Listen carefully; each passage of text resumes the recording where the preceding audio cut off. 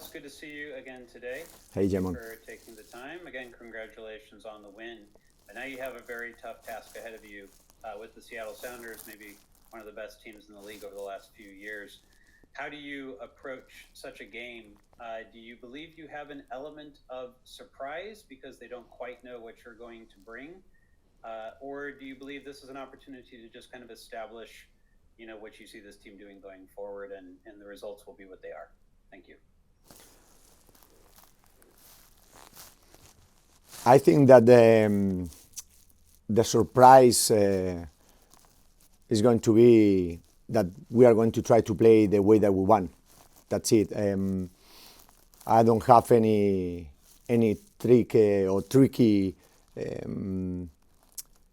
part or piece to show or try to beat Seattle in with a tricky. I think that has to be more like a collective work offensively and defensively and see if the guys can read it. I think that there is a lot of energy in the locker room. They are excited about this opportunity and they are going to give the 100%.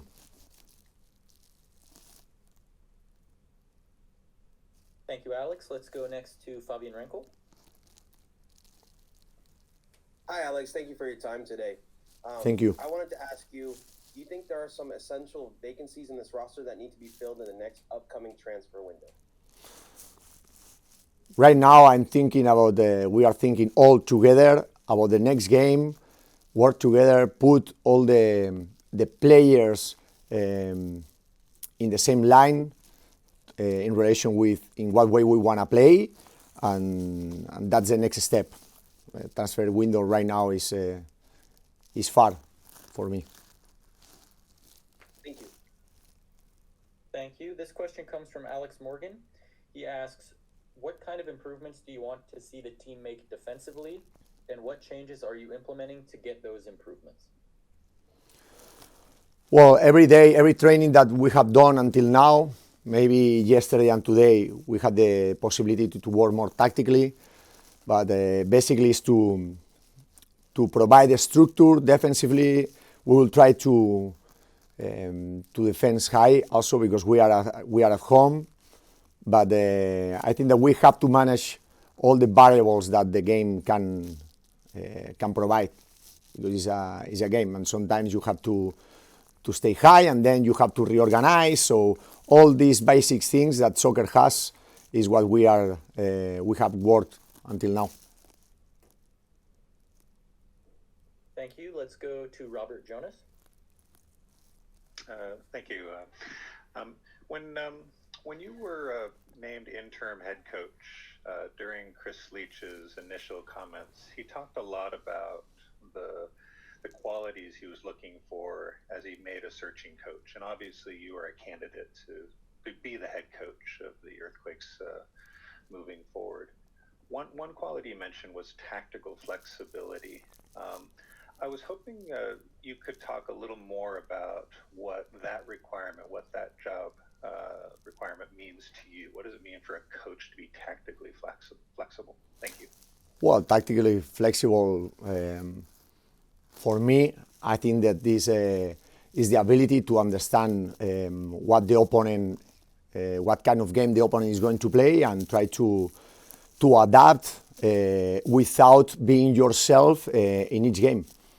So understand when you can go and press high, or when you have to be a little bit more compact, and look for also the little things tactically, individuals.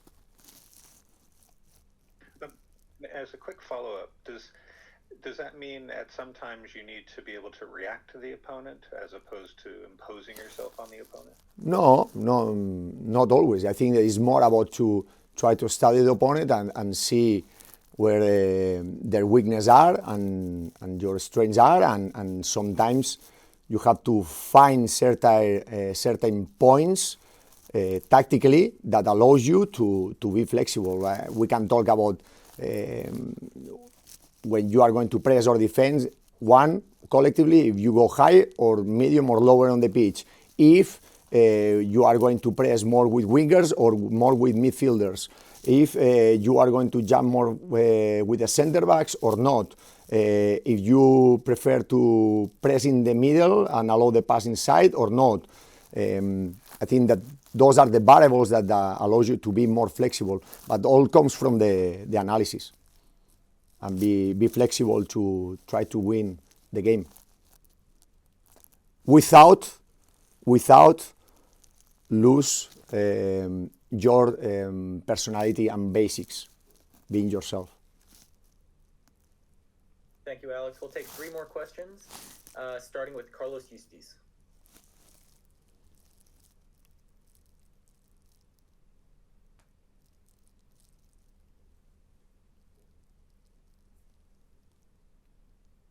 Carlos, it's *6 to unmute if you haven't been able to do that.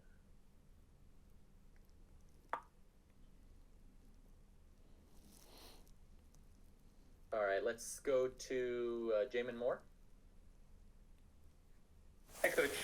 One of the things that we talked to Jack Skane about after the last game is he played a little bit of outside back. He talked to us that one of your asks on the outside back was to come into the middle and provide the defensive midfielder with more support to prevent counterattacks and to have a bit more structure to prevent those counterattacks. One of the things, of course, the Seattle Sounders are well known for is their ability to counterattack and to be able to get forward very quickly. How much do you think that type of structure you've talked about is critical in order to be able to defend well against a team like the Sounders? And one specific question I wanted to ask was, I know Judson's been a bit hurt recently, but he's a favorite of fans, he's a favorite of the media, and he's a classic kind of defensive midfielder. Is he potentially going to see more time than he's seen, given some of your kind of requirements of the position, do you think? Thank you. Thank you. Well, Judson is an important player. He has been important in the past, and he will be important for us. He needs to recover right now and be fit again, and then show that he's able to play 100%. But for sure, Judson is going to be important for us.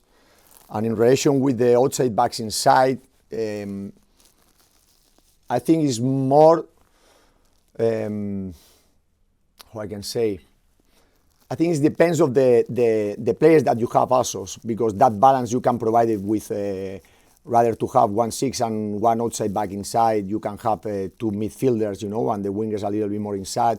It's more about what type of players you have and in what way you wanna try to prevent those transitions.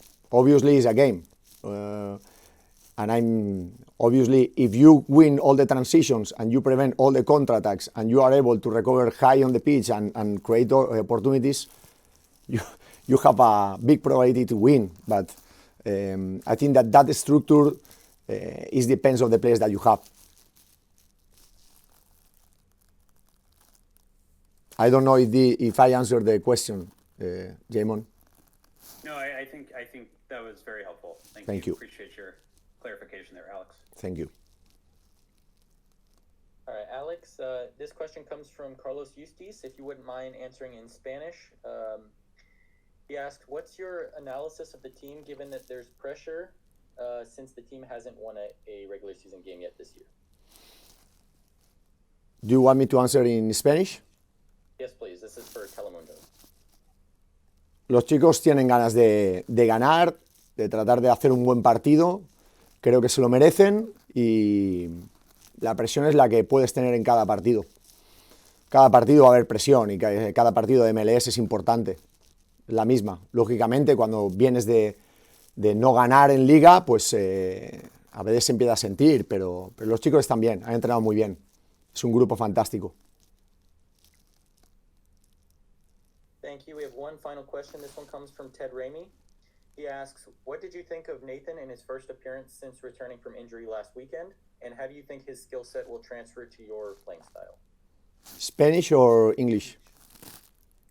English? English, please. Well, we know the value of Nathan. He has been very important for this team since he came here, and he's going to add a lot of value. He has a good personality. he's a fighter. He's fast. I mean, the same way that the rest of the guys. But Nathan is a very good center. But yes, he's going to help us for sure.